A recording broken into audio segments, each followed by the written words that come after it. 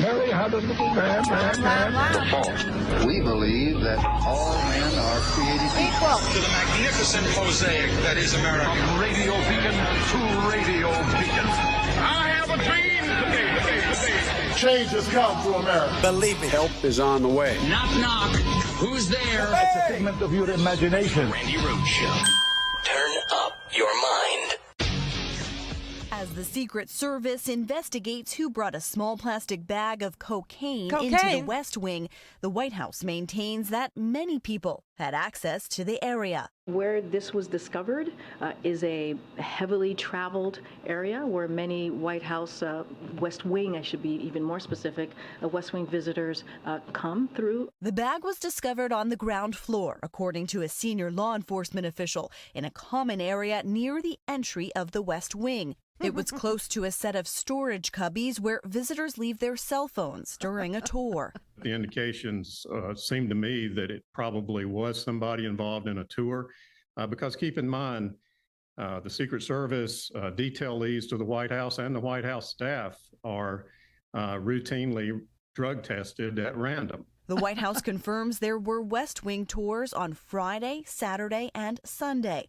All visitors are vetted and go through security before coming on White House grounds. The Secret Service has a K-9 unit that checks for explosive devices and biohazardous materials, not specifically for narcotics. Visitor logs and camera surveillance are now being searched for clues. I think in the end, they'll be able to screen it down well enough, but there is a possibility that you may never determine who did this. Are we really talking about cocaine? We're talking about coke, everybody?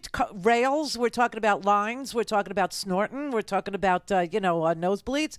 We're talking about something from the 80s. I say it's W's. That's who, or Junior. It's Trump Jr. Or, can't be Trump's, can't be left over from the Trump administration, because that would be Adderall, wouldn't it? It wouldn't be coke.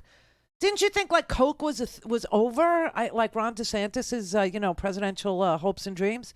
Didn't you think it was over? I thought coke was over. I thought we had moved on to like ketamine therapy and psilocybin. We were all going to do guided tours through our depression to come out the other side with psilocybin and mushrooms.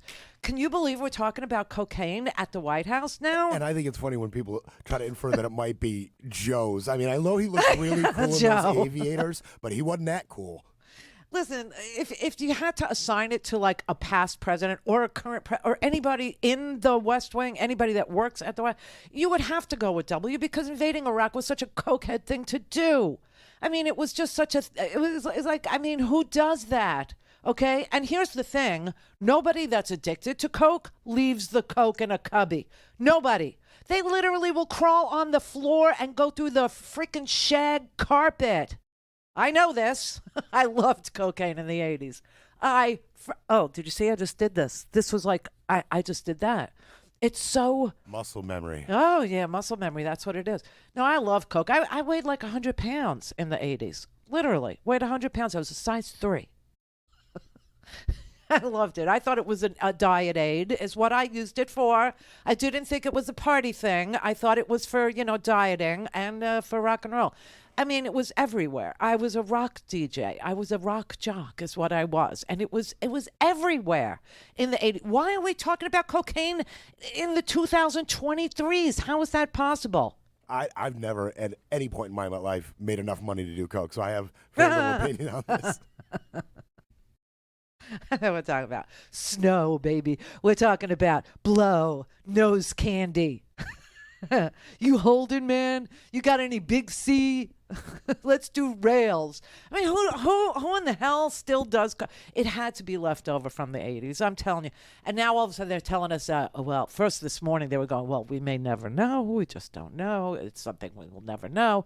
And now they're saying, we're going to, fingerprint the baggie. We're going to fingerprint the. Can you imagine if you are the person who, left your cocaine in a cubby? And who would do such a thing? Who would do that? Somebody not addicted, okay? That's who would do such a thing. But I mean, is there a way to test how old the cocaine is? Because it would explain so much of the Bush years. I mean, maybe W really did believe there were weapons of mass destruction because he was paranoid. I don't know. It would explain a whole hell of a lot. But to sit there, and you know why they're talking about this, as if it's never happened before, right? As if they've never found, a vial of Coke or a bag of anything in the White House. It's because they want to talk and blame it on Hunter. They want to say it had to be Hunter Biden. He's the only person that would have brought a baggie of cocaine. First of all, Hunter Biden wouldn't bring a dime. He wouldn't bring a baggie of who the hell even keeps cocaine in a baggie? And who leaves cocaine behind? Who does that? Who says, oh, hey, I will never need this again. Here, I'm just going to put it there in the cubby where everybody leaves their electronic equipment. No, electronica, cocaine, maybe that's the connection. But certainly not anybody would leave a baggie behind. And now they're saying it was a highly trafficked area of the White House. You mean drug trafficked, right, is what you want to say, but you can't say it because you have no evidence that it's a highly anything, okay? Nothing.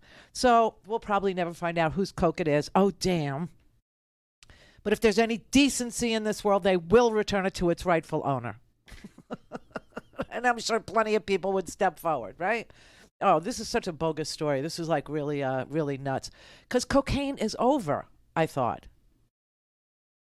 Like Ron DeSantis. He's over everybody. You know that video yesterday that, we all saw? I hope you saw it. I mean, I'm like tempted to play it, but I know I'll get flagged on the YouTube, but I don't really give a damn anymore about the YouTube. Just don't care. But I guess you really do need to see it. It is so bizarre, and I really want you to pay attention to. I'm going to play it. I don't even give a rat's ass anymore. But I want you to really, really, really look at it, okay? Because there are references in this crazy homophobic, or I don't know.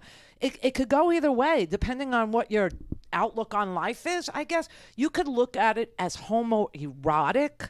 Like, like why in the hell does Donald Trump worship the Village People kind of a thing? Like it could be one of the greatest mysteries in the history of heterosexual orange males, like why is DeSantis in this video of his, he's got oiled up, movie stars dressed up as, Greek gods. But the craziest one, the real sick one is he has in this video like twice, what's his name? Christian Bale, okay? Yep. From American Psycho. In the ad, more than once. What is the message? Like, who would want to be the president of the United States so, that they would associate themselves in a ad that they put out themselves, okay, with Christian Bale's character, Bateman, in American Psycho, which is a reference I use all the time whenever you want to like talk about sociopaths or psychopaths or even people that like the song Sussudio. What do you say when people tell you who they are? Believe them? Oh my God, I don't even understand like what this ad is supposed to be. But I will tell you that, Donnie Deutsch, who is an ad man, that is what he does. He's a marketing genius, Donnie Deutsch, okay? He said he's never seen anything so dark in his life, that DeSantis is just like one of these really deranged, dark human beings who either was trying to send a message that he hates gay people so much that he would, like chainsaw them, I don't know, while listening to Huey Lewis in the news. Or Phil Collins, I don't know. But he's got references in there to like Greek gods, like what is it, Leonardo DiCaprio?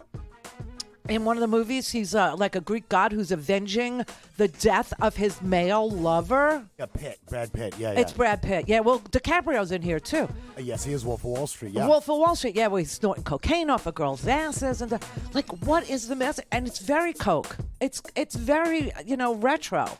The whole, I don't know. I don't understand it. I will play it for you. I would love to know what the hell you think the message is, because I can't find anybody who can tell me what he's trying to say. Except that I'm done. I give. Don't have time to listen to the live show? Want to hear more on your schedule? Go to randyrhodes.com and buy a stinking podcast.